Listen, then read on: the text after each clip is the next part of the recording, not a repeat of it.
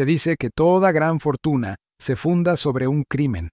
En el caso de John Davison Rockefeller, no fue un acto de sangre, sino de implacable ambición y disciplina férrea. Este es el relato de cómo un joven de orígenes humildes, con una visión que trascendía los límites de su época, no solo forjó un imperio, sino que redefinió el capitalismo moderno y con él a los Estados Unidos. El hogar de los Rockefeller era una escuela de contradicciones. Su padre, William Avery Rockefeller, era un vendedor itinerante, un curandero de aceites fraudulentos, un doctor de hierbas carismático y ausente, un hombre que vivía de la estafa y la aventura. Pero era de su madre, Eliza, una bautista devota y austera, de quien John heredó la meticulosa atención al detalle y el profundo sentido del ahorro. A los 14, John ya había aprendido la primera y más crucial lección del negocio, la que su padre, paradójicamente, le había inculcado. Haz que te paguen por hacer lo que sea que hagas. Su primer negocio: criar pavos y venderlos. Anotaba cada centavo. El hacha se afilaba. Su sueldo inicial era mísero, 50 centavos al día, pero John se lanzó al trabajo con una intensidad casi fanática. No era solo el dinero, era el control, el orden, la eliminación de la ineficiencia. Para él, un balance financiero era una verdad sagrada. John no estaba satisfecho con ser un empleado. El día que le negaron un aumento, decidió que trabajaría para sí mismo. Utilizando $1,000 ahorrados y un préstamo de $2,000 de su padre, fundó la firma de productos básicos Clark y Rockefeller. Vendían grano, heno, carne. Su principio era simple: reducir los riesgos a 0, maximizar las ganancias a 100. Mientras el país se preparaba para la guerra, él se preparaba para la oportunidad. La guerra civil elevó la demanda de productos básicos y la firma prosperó. Pero John ya miraba más allá del heno y el trigo. Su mirada se posó en un líquido oscuro y maloliente: el petróleo. La naciente industria petrolera era una locura. Miles de perforadores, cada uno por su cuenta, extraían el crudo, inundando el mercado. El petróleo, recién sacado de la tierra, era un producto volátil, inestable y sucio. Mientras todos se enfocaban en perforar, John se centró en la refinación. Vio que el verdadero negocio no estaba en el riesgo de encontrar el petróleo, sino en el proceso de convertirlo en queroseno seguro y vendible, la luz que iluminaría los hogares de América. Era el hombre de la organización en el reino del desorden. Con la visión ya madura, fundó la Standard Oil Company. Su filosofía no era de competencia, sino de dominio. Quería controlar no una parte del mercado, sino todo. Su primer socio técnico, Samuel Andrews, había perfeccionado la refinería, creando un queroseno de alta calidad. Su socio financiero, Henry Flagler, un exmayorista de grano, aportó la perspicacia para la logística y la negociación. Rockefeller aportó el método, el capital y la ferocidad.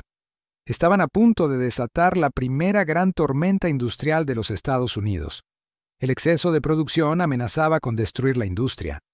John vio en la crisis su mayor oportunidad. Él no buscó eliminar a sus competidores a través de la calidad, que ya tenían, sino a través del costo. Su obsesión: la eficiencia. Utilizaba cada subproducto del petróleo, incluso lo que otros desechaban, para maximizar las ganancias. Su poder creció al negociar descuentos y secretos con las compañías ferroviarias. Él garantizaba un volumen enorme y constante de carga, y a cambio, los trenes le daban precios mucho más bajos que a sus competidores. Esto no era un negocio, era guerra industrial. Los dueños de las refinerías, ya débiles por la guerra de precios, fueron enfrentados a una elección: vender a la Standard Oil Company por un precio justo o ser aplastados por la ventaja de costos insuperable de Rockefeller. En solo 40 días, la mitad de la competencia de Cleveland había desaparecido. La prensa lo llamó el motín de Cleveland. Pero para John, solo era consolidación. Estaba creando un monopolio, un control total, donde la estandarización y la eliminación de la duplicidad beneficiarían, según él, a toda la nación. A pesar de haber devorado a la mayor parte de la competencia en el este, las leyes estatales aún limitaban la capacidad de la Standard Oil para operar libremente a través de las fronteras. Rockefeller, con la ayuda de Dodd, ideó una solución legal audaz: el trust, fideicomiso. Bajo esta nueva estructura, los accionistas de todas las compañías de la Standard Oil en diferentes estados transfirieron sus acciones a un pequeño grupo de 9 fideicomisarios con sede en Nueva York, controlados por Rockefeller. De la noche a la mañana, nació una entidad monolítica que controlaba casi el 90% de toda la refinación de petróleo en Estados Unidos. John D. Rockefeller se convirtió en el hombre más rico y para muchos el más temido del mundo.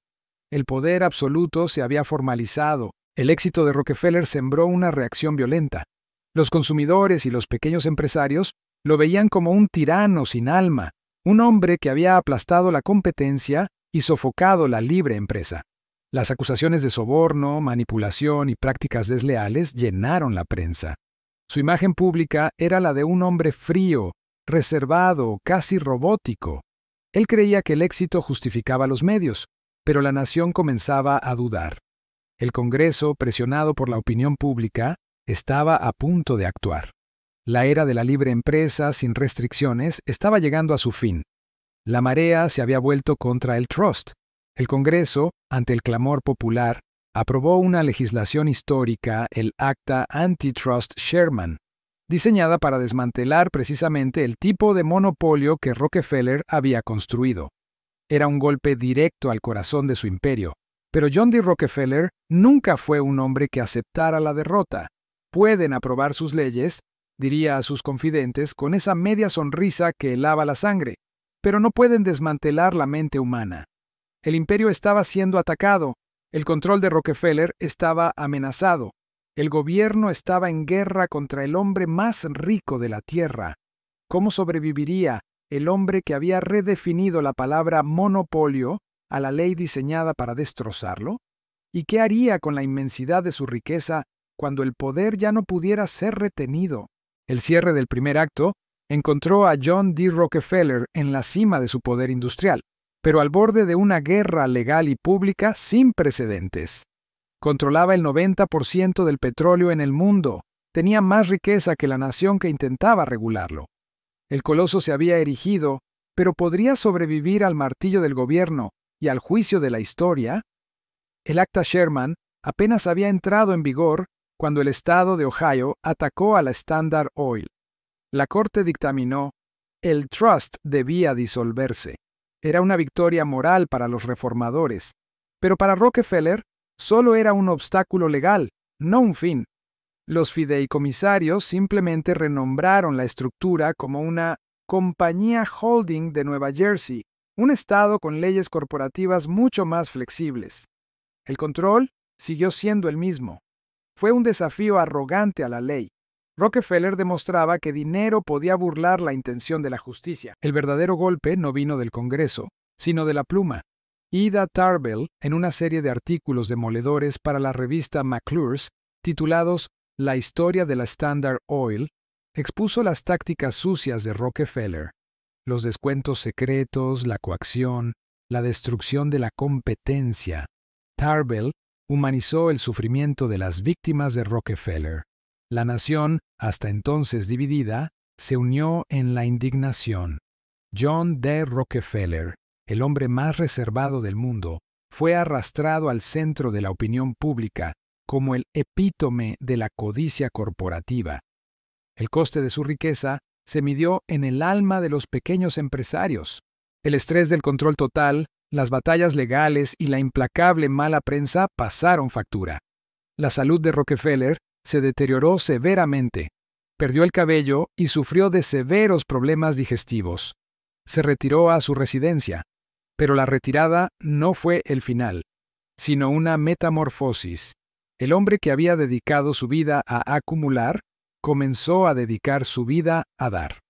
Influenciado por su consejero financiero, Frederick T. Gates, Rockefeller comenzó a aplicar los mismos principios de eficiencia y organización que usó para construir Standard Oil al campo de la filantropía.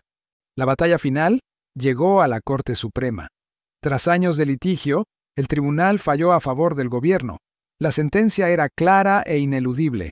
La Standard Oil Company era un monopolio ilegal y debía disolverse. La compañía que controlaba el suministro de queroseno, gasolina, lubricantes y aceites en Estados Unidos se dividiría en 34 compañías independientes. Para el público, fue un triunfo de la ley.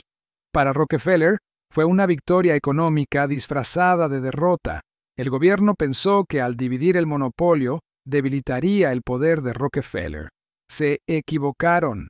Rockefeller seguía siendo el principal accionista de las 34 nuevas empresas, Exxon, Mobil, Chevron, etc., que ahora operaban como entidades separadas. Al separarse, estas compañías ya no tenían que compartir sus ganancias. La competencia entre ellas, irónicamente, elevó el valor de las acciones de todas. El resultado, la fortuna personal de Rockefeller se duplicó en menos de un año. Lo que el gobierno pretendía ser un castigo, se convirtió en la mayor ganancia de capital de la historia. Con más riqueza que nunca y libre de las batallas diarias del negocio, Rockefeller se centró en su legado. Creó la Fundación Rockefeller, dotándola con $100 millones iniciales, una suma astronómica para la época.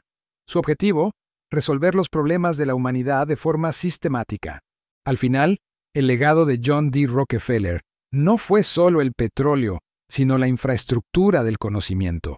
La Universidad de Chicago se convirtió en un faro de educación e investigación. El Instituto Rockefeller, hoy Universidad Rockefeller, se convirtió en un motor de la medicina moderna, que más tarde contribuiría a la invención de la penicilina y los avances en la lucha contra el SIDA. El hombre que una vez buscó dominar el mercado, ahora buscaba dominar la enfermedad y la ignorancia. Su fortuna, calculada en casi $200 millones, o el equivalente a 1,5% del PIB de los Estados Unidos. En ese momento, no fue gastada en lujos desmedidos, sino inyectada en las venas de la civilización. John D. Rockefeller murió tranquilamente en mayo de 1937. Dejó una herencia de un modelo de negocio, un precedente legal y, sobre todo, una fundación que aún hoy influye en la salud y la educación global. Pero su vida deja una pregunta central, una que resuena en cada varón de la tecnología, en cada magnate moderno. ¿Es posible separar al hombre de sus métodos? ¿Puede una riqueza obtenida por medios despiadados ser redimida por su uso altruista? El hombre que trajo la luz al mundo con queroseno y que trató de salvar al mundo con la filantropía, dejó a la humanidad dividida. ¿Fue John D. Rockefeller un visionario que trajo orden donde había caos, o el despiadado varón ladrón que demostró que el poder del capital está, en última instancia, por encima de la ley? John D. Rockefeller se fue en el año 1937, dejando tras de sí no solo la mayor fortuna que el mundo había visto, sino también la estructura de una dinastía destinada a influir en la política, la economía y la cultura global durante el próximo siglo. El hacha del fundador había cortado el bosque, y ahora sus herederos debían cultivar el terreno. Este episodio es la historia de cómo la segunda generación administró un imperio que, aunque legalmente disperso, continuaba rigiendo el destino energético del mundo. El mundo esperaba que el hijo, John D. Rockefeller Jr., malgastara o dilapidara la vasta fortuna. En cambio, Jr. se dedicó a una tarea monumental: lavar el nombre familiar. Su padre le había legado los cimientos, pero la reputación seguía manchada por la masacre de Ludlow y las tácticas despiadadas del Trust. Jr. era el administrador y el conciliador. Fue él quien donó el terreno para la sede de la Organización de las Naciones Unidas en Manhattan y quien financió la restauración de Colonial Williamsburg. La impronta arquitectónica de la familia en Nueva York es un testimonio de su poder cultural. Rockefeller Center, un proyecto visionario de Jr., no solo era un complejo de oficinas, sino un símbolo de la resistencia capitalista durante la Gran Depresión. Se convirtió en el centro neurálgico de los medios y las finanzas. La familia no solo estaba en el negocio de la energía, estaba en el negocio de moldear el paisaje urbano y con él la imagen de la modernidad americana. Cada rascacielos era un monumento silencioso al poder del petróleo. Su hermano, David Rockefeller, por otro lado, se convirtió en una figura clave de la banca global como presidente del Chase Manhattan Bank. La influencia de la dinastía no era solo económica, sino que se había integrado por completo en las cumbres del poder político y financiero, extendiendo su alcance a escala verdaderamente mundial. El imperio del petróleo, construido, enfrentó su primera gran prueba existencial. El control ya no estaba únicamente en manos de las 7 hermanas, las herederas de Standard Oil y sus aliadas, sino en las naciones productoras que se organizaron en. Con el cambio de milenio, el mundo comenzó a mirar más allá del petróleo. La disolución de Standard Oil, que se creyó un golpe mortal, se reveló como una semilla que floreció en gigantes globales. Compañías como ExxonMobil, descendientes directos, continuaron siendo las más grandes del mundo, pero su dominio comenzó a ser desafiado por el imperativo de la energía verde. El ciclo se cerraba. El mundo con queroseno había preparado, involuntariamente, el escenario para el debate energético más importante de la historia humana. El dinero de John D. Rockefeller no solo impulsó trenes e iluminó casas, también compró influencia, silenció la crítica y redefinió lo que significaba ser un gigante en la era industrial. Pero el costo de su eficiencia fue la erosión de la competencia y la alienación de la clase trabajadora. Este episodio viaja a través de la América que forjó Rockefeller, una tierra de vastas oportunidades para unos pocos y de lucha brutal para la mayoría. Analizaremos cómo el dinero del petróleo se invirtió en la mente y el cuerpo de la humanidad buscando una redención histórica. La defensa de Rockefeller de su monopolio se basaba en la eficiencia y el precio. Es innegable que Standard Oil abarató dramáticamente el precio del queroseno, haciendo que la iluminación nocturna estuviera al alcance de la clase media. Argumentaba que el monopolio eliminaba el derroche de la competencia desordenada, pero esa eficiencia tenía un costo invisible: la ausencia de elección. El consumidor no compraba a Standard Oil por elección, sino por necesidad, y por el hecho de que no había otra fuente viable. El control total del mercado significaba que, aunque los precios fueran bajos, podrían subir en cualquier momento a voluntad de un solo hombre. Sin embargo, Rockefeller insistió en que sus donaciones no debían venir con ataduras ideológicas. Al financiar masivamente una universidad de investigación, creó una institución que atrajo a las mejores mentes y que se convirtió en un centro de pensamiento crítico y ruptura con la tradición en el Medio Oeste, a pesar de sus orígenes financieros. La imagen pública de Rockefeller se incrustó tan profundamente en la psique americana que se convirtió en el arquetipo del varón ladrón. En la literatura, el teatro y más tarde el cine, el villano de negocios despiadado se modeló a partir de él. Esta imagen fue tan poderosa que afectó a toda una generación. El hijo y los nietos de Rockefeller no solo heredaron dinero, sino una responsabilidad moral insoportable. El legado familiar no era de orgullo, sino de constante defensa. Junior insistió en que sus hijos debían ver el dinero como un deber público, un vehículo para el bien social, no para el placer personal. Fue esta obsesión por la redención la que llevó a los Rockefeller a financiar el Museo de Arte Moderno, MoMA, la restauración de monumentos históricos y las Naciones Unidas. Estaban tratando de comprar no con dinero, sino con buenas obras, la aceptación y el respeto de la sociedad que su padre había ultrajado. Los biógrafos sugieren que el miedo a la pobreza de su infancia lo persiguió hasta el final.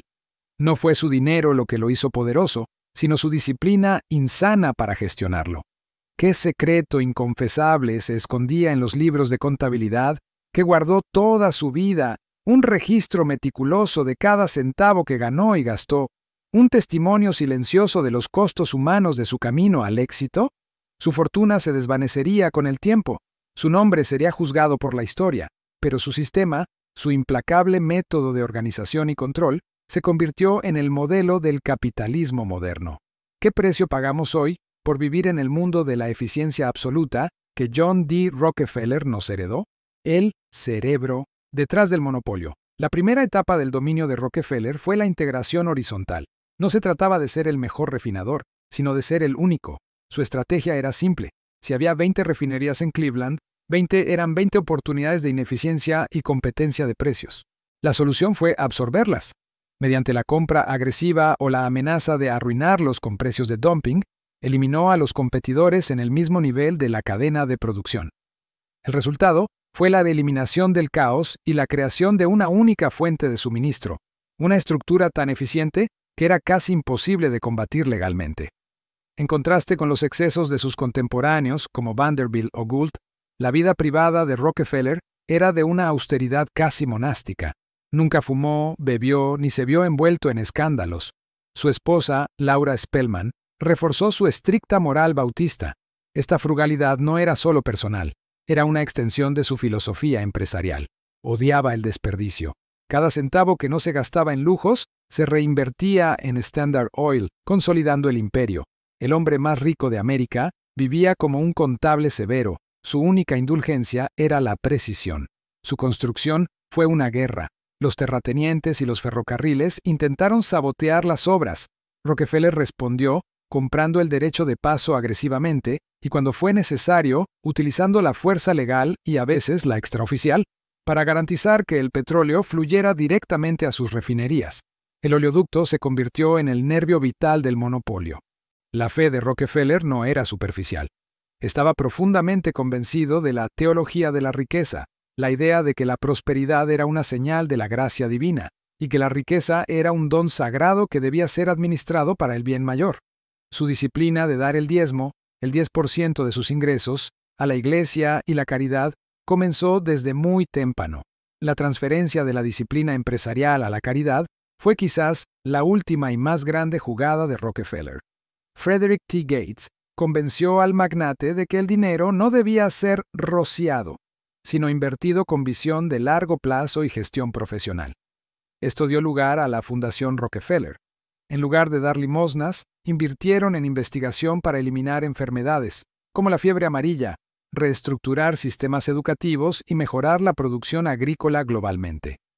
Crearon la figura del filántropo estratégico, usando miles de millones como un capital de riesgo para la humanidad. La pregunta final de su vida no es cuánto ganó, sino cuánto controló. Es la obsesión por la eficiencia que Rockefeller elevó a arte, la fuerza más destructiva o la más constructiva de la civilización moderna. Y ahora que su modelo ha dado origen a corporaciones más grandes que naciones, ¿quién tiene el poder no solo de regularlas, sino de desmantelarlas? El poder de John D. Rockefeller no solo se midió en barriles de petróleo o miles de millones de dólares, sino en la tinta de los periódicos. En la era dorada, donde los magnates gobernaban sin control, el verdadero campo de batalla por el alma de América era la opinión pública. Este episodio explora la guerra de imágenes y palabras, desde las caricaturas venenosas que lo pintaban como un pulpo sin rostro. La herramienta más poderosa contra el trust fue la caricatura política. Al ser un hombre reservado que evitaba el contacto público, Rockefeller era un lienzo perfecto para la demonización. El arquetipo visual del pulpo de Standard Oil fue creado y propagado en revistas como Puck y Harper's Weekly. El pulpo no solo representaba el control económico, sino la corrupción política. Los dibujos sugerían que el dinero de Rockefeller había comprado a los legisladores, haciendo que el gobierno fuera incapaz de regularlo. Esta imagen simple y poderosa hizo más por la regulación que cualquier discurso en el Congreso. El ataque más personal y dañino provino de la pluma de Ida Tarbell. Su serie La historia del Standard Oil no era solo periodismo, era una vendetta profesional y personal. Ella usó la misma meticulosidad de Rockefeller para documentar sus transgresiones. Tarbell no solo citó datos, expuso la hipocresía moral del magnate bautista.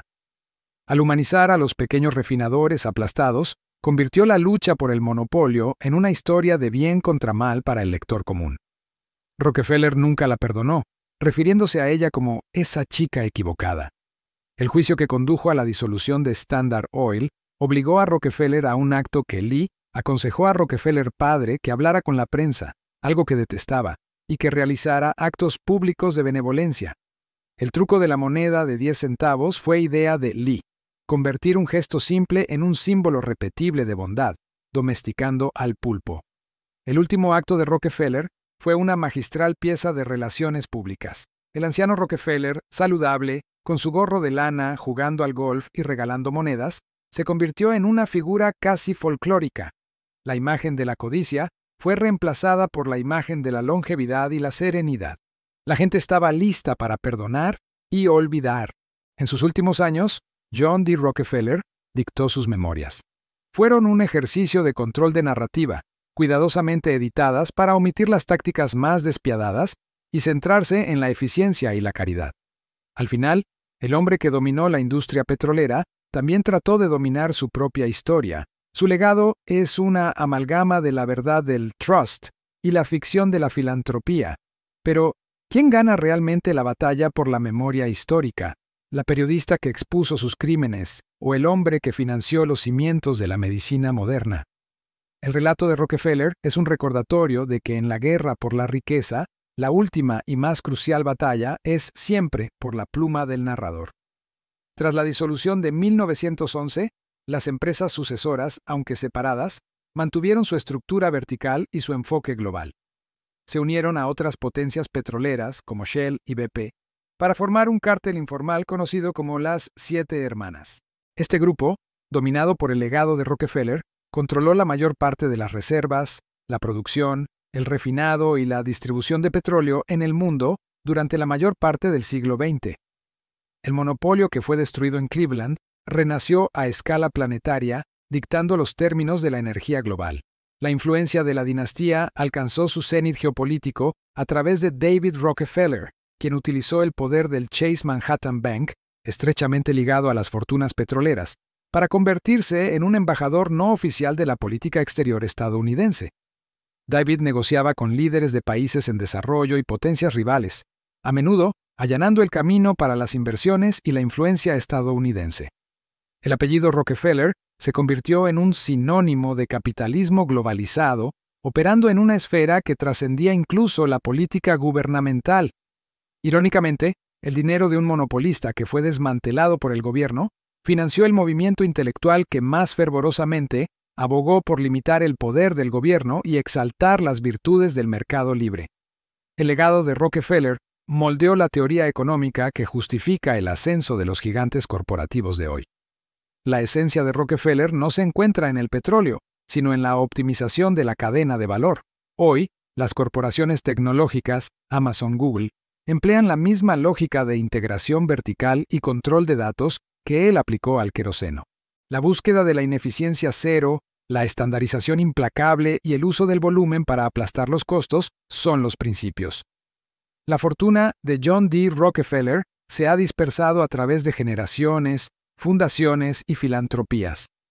Se calcula que el valor total de la riqueza que creó, si no hubiera sido donada, podría haber superado el $1 billón de hoy. Poder, precio y legado. El mayor legado de Rockefeller es la legislación que lo derribó. El Acta Sherman de 1890 y su ejecución en 1911 se convirtieron en la columna vertebral de la ley de competencia. Hoy, cuando el gobierno debate la división de empresas de tecnología o farmacéuticas, el caso de Standard Oil contra Estados Unidos es el precedente supremo. Los críticos de la desigualdad de la riqueza y el poder corporativo ven en Rockefeller el fantasma que regresa. Los monopolios modernos no controlan el queroseno, sino los datos, las plataformas de distribución y la información. La lucha contra el poder concentrado, iniciada con el pulpo de Standard Oil, nunca ha terminado. El legado de Rockefeller es la gran paradoja americana, la luz y la oscuridad fusionadas. La misma disciplina que usó para monopolizar la industria, creó el modelo de la Fundación Filantrópica Moderna, un motor para el bien global. Es imposible separar la Universidad de Chicago de los descuentos ferroviarios secretos, o el Instituto Rockefeller de Investigación Médica del motín de Cleveland. Su fortuna es una cicatriz y un faro. La historia nos obliga a mirar ambas caras sin parpadear. Murió a la edad de 97 años, habiendo sobrevivido a casi todos sus críticos y a una generación entera de competidores. Dejó un total estimado de $200 millones en su patrimonio, habiendo donado más de 500 millones a la caridad. El flujo de su dinero fue una epopeya por sí mismo. John D. Rockefeller demostró que la organización es el poder supremo. Él tomó una industria caótica, la estandarizó y la hizo eficiente, creando una riqueza que no solo lo enriqueció, sino que transformó la vida moderna para siempre. La búsqueda de la ineficiencia cero, la estandarización implacable y el uso del volumen para aplastar los costos son los principios. La fortuna de John D. Rockefeller se ha dispersado a través de generaciones, fundaciones y filantropías. Se calcula que el valor total de la riqueza que creó, si no hubiera sido donada, podría haber superado el billón de dólares de hoy. Poder, precio y legado. El mayor legado de Rockefeller es la legislación que lo derribó. El Acta Sherman de 1890 y su ejecución en 1911 se convirtieron en la columna vertebral de la ley de competencia. Hoy, cuando el gobierno debate la división de empresas de tecnología o farmacéuticas, el caso de Standard Oil contra Estados Unidos es el precedente supremo. Los críticos de la desigualdad de la riqueza y el poder corporativo ven en Rockefeller el fantasma que regresa. Los monopolios modernos no controlan el queroseno, sino los datos, las plataformas de distribución y la información. La lucha contra el poder concentrado, iniciada con el pulpo de Standard Oil, nunca ha terminado. Si te ha gustado conocer los secretos del éxito de John Davison Rockefeller, deja tu me gusta como señal. Y si quieres seguir aprendiendo de estos gigantes, suscríbete al canal.